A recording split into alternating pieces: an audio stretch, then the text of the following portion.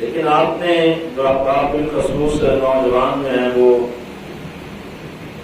ان دنوں میں ٹیلی ویژن کو دیکھتے ہیں، وہاں پر مختلف تجزیہ نگار بیٹھے ہوئے گفتگو کرتے ہیں، ان لوگوں کا موقف جو ہمارے سامنے آتا ہے وہ بڑا عجیب طریقے سے آتا ہے۔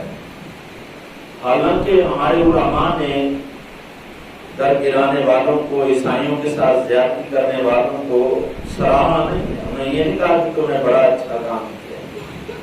علماء نے ان کے اس عمل کی مذمت کی ہے، کہا کہ نہیں بھلے ان سے غلطی ہوئی ہے لیکن تمہارا یہ رد عمل نہیں ہونا چاہیے تھا، تمہاری طرف سے عیسائیوں کی تکلیف نہیں پہنچنی چاہیے۔ لیکن جیسے ہی تجزیہ نگاروں نے اپنا موقع تلاش کرتے ہی، کیونکہ جتنے بھی لوگ اس وقت میڈیا پر آتے ہیں، ٹیلی ویژن پر گفتگو کرتے ہیں، ان میں کثرت رائے کے ساتھ وہ لوگ ہیں جو یہود و نصارہ سے فنڈ لیتے ہیں، اور بہت سے چینل ایسے ہیں کہ جو انہی کے پیسوں پر چلتے ہیں۔ ہم تو اپنی جگہ پہ یہ سوچ رہے ہوتے ہیں کہ یار ہمیں تو ان چیزوں کی ضرورت ہی نہیں ہے، باہر ان سے ہمیں کیا سروکار ہے، لیکن نہیں، ہمارا یہ حق ہے کہ ہم آگاہی حاصل کریں کہ حقائق کیا ہے۔ عیسائی قرآن پاک جلائیں، قرآن کی توہین کریں، اس منظر کو وہیں پر چھوڑ دیا جاتا ہے، اس کی کوئی مذمت نہیں کر رہا۔ بس ایک ہی چیز میڈیا پر گھومتی ہوئی نظر آ رہی ہے، وہ کیا ہے جی؟ مولویوں نے بڑی شدت اختیار کی تھی، مسلمانوں نے بڑی زیادتی کی تھی، یعنی ان کا وہ عمل جو اتنی بڑی زیادتی وہ کر گئے کہ قرآن کی توہین کریں، وہ وہیں پر دفن کر دیا، اس کو بالکل ذکر ہی نہیں کیا جا رہا۔ ذکر صرف کیا کیا جا رہا ہے؟ ذکر صرف اتنا ہی موجود ہے کہ بس زیادتی ہو گئی ہے، مسلمانوں نے انہوں نے پہاڑ سے چڑھنے گرجا کرا دیا ہے۔ تو یہ معاملات بالکل اس کی مذمت ہم سر فہرست کر رہے ہیں کہ انہوں نے یہ غلط کیا ہے، اور ہر مسلمان اس پر بیدار ہے کہ یار ایسا نہیں کرنا چاہیے تھا۔ لیکن ایک سلسلہ ہی دبا دینا کہ کوئی بندہ اٹھتا ہے وہ اللہ کی توہین کرتا ہے تو کہا جاتا ہے مسلمانوں کو بس یار تم خاموش رہنا، تم کچھ نہ کہنا۔ کوئی اٹھتا ہے وہ رسول اللہ صلی اللہ علیہ وسلم کی توہین کرتا ہے، اس وقت یہ میڈیا کیوں نہیں اٹھتا؟ اس وقت یہ تجزیہ نگار جو ہیں یہ کیوں نہیں اٹھتے اور کیوں اس بات کو بیان نہیں کرتے کہ آقا علیہ السلام کی توہین کی جا رہی ہے؟ کتنی مرتبہ آقا علیہ السلام کی ذات اقدس کے بارے میں گستاخیاں ہوئی، کتنے تجزیہ نگار میں وہ سامنے نکلے، کتنے سکالر سامنے نکلے، کتنے جو ہے وہ پرامن لوگ سامنے نکلے کہ انہوں نے ٹی وی پر بیٹھ کر کہا کہ رسول اللہ کی گستاخی ہو رہی ہے۔ مسلمانوں کے ساتھ کہاں کہاں پر کشمیر میں، چیچنیا میں، فلسطین میں، برما میں کہاں کہاں پر ظلم ڈایا گیا، یہ لوگ اس وقت کیوں نہیں بولتے؟ اس وقت ان کی غیرت کہاں پر ہوتی ہے؟ اس وقت ان کی جو ہے وہ امن پسندی کہاں پر جاتی ہے؟ وقت ایک مسلمان سے ایک تھوڑی سی غلطی ہو جائے تو اس کو ایسے ڈڈورا پیٹ دیا جاتا ہے جیسے پوری امت مسلمہ اس گناہ کے اندر شامل ہے، صرف اس لیے کہ یہود و نصارہ راضی ہو جائے، ہمیں فنڈ دیتے چلے جائیں، ہمارے چینل چلتے ہیں، ہمارے تجزیہ نگار پڑھتے رہے، صرف اس لیے کہ ہمارا چینل جو ہے وہ روپے اچھے کما رہا ہے، اس کی ریٹنگ بڑھے گی، ہم امن کی بات کریں گے، بھلے ہم مسلمانوں کے ہی کیوں نہ دبا دیں۔ اور رات محترم اس لیے تازہ ترین صورتحال سے آگاہی حاصل کرتے ہوئے ہمیں آگاہ رہنا چاہیے کہ بحیثیت مسلمان ہم خود کو ڈی گریڈ کر رہے ہیں اور ان لوگوں کو ہم اپ گریڈ کر رہے ہیں، ہم خود نیچے جا رہے ہیں اور یہود و نصارہ کو اوپر کی طرف دیکھ کر جا رہے ہیں۔ یہ بڑی پلان کام ہوتا ہے، بڑی سازش کے ساتھ ہی کام ہوتا ہے اور ہم خود اس سازش کا شکار ہو جاتے ہیں۔ اب چاہیے تو یہ تھا کہ ہماری گورنمنٹ جو ہے وہ آتی اور آگے کہتی مول صاحب نے کوئی مذمت کرو جمعے کے اندر جہاں انہوں نے قرآن پاک کی توہین کی تھی، لیکن ہوا کیا کہ پولیس والے دبا دیے پچھلے جمعے ساری مسیحا کے اندر اعلان کر دے کہ عیسائیوں کے خلاف گل نہ کرو یا تھوڑا رکھو جی۔ تم یہ بتاؤ تم مسلمان ہو کیا ہو؟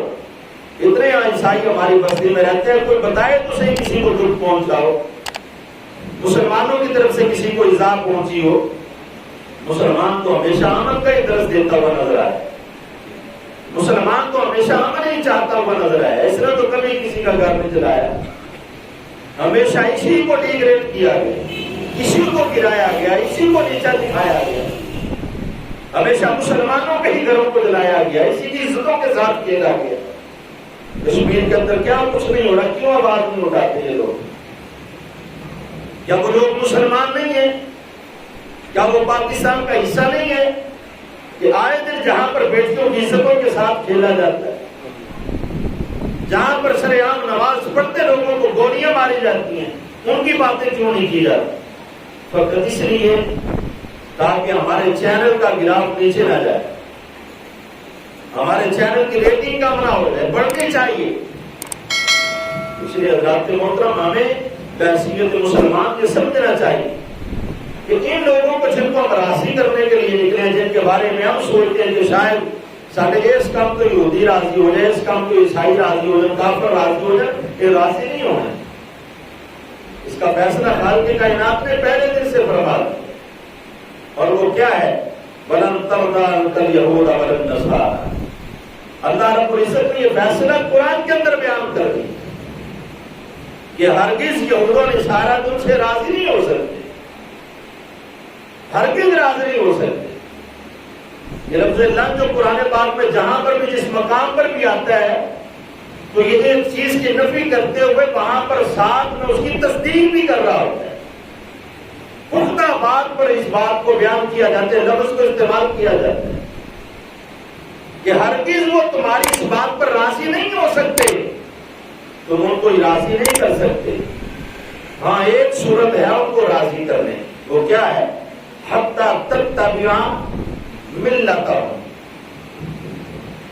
یہ صورت میں بیان نہیں کر رہا، یہ اللہ خود قرآن کے اندر بیان کر رہا ہے۔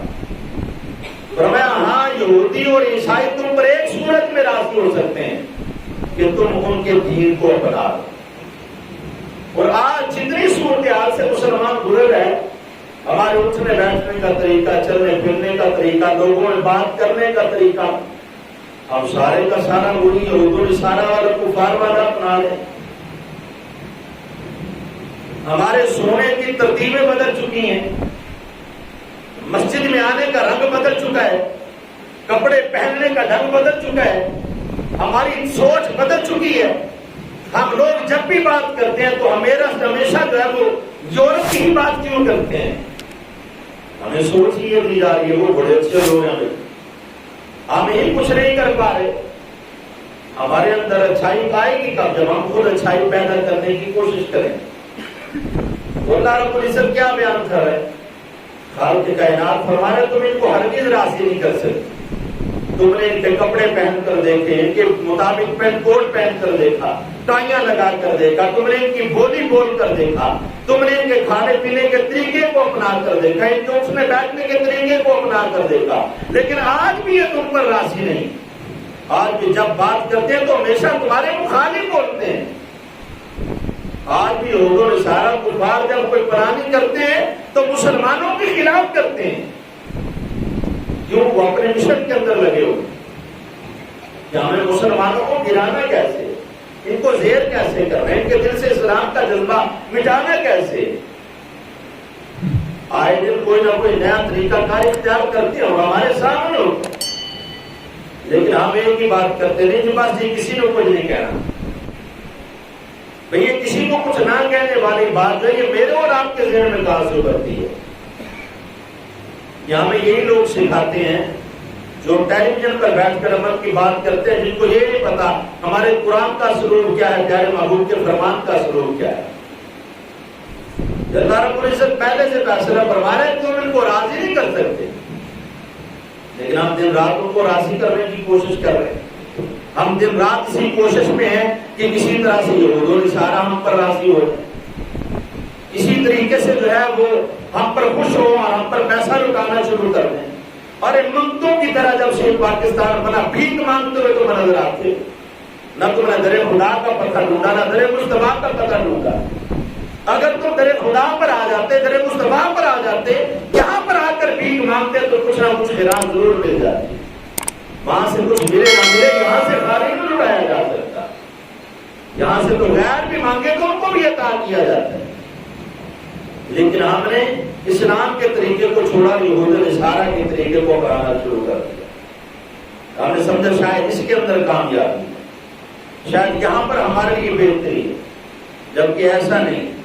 تو حضرت محترم اللہ رب العزت ہمیں اس آیت مقدسہ کے اندر پہلے سے ہی آگاہ فرما رہے کہ ہرگز تم ایسا نہ سوچنا کہ یہ تمہاری کسی بات کے اندر الجھ کر یا تمہارے کسی کام پر خوش ہو کر کہیں گے کہ بھائی آپ پر تم پر راضی ہو، فرمایا نہیں کہ تمہارے کسی کام پر راضی ہونے والے نہیں، ایک ہی بات پر یہ راضی ہو گے کہ تم اسلام چھوڑ دو یا یہودی ہو جاؤ یا عیسائی ہو جاؤ۔ جب تم ان کے مذہب کو اپنا لو گے یہ خوش ہو جائیں،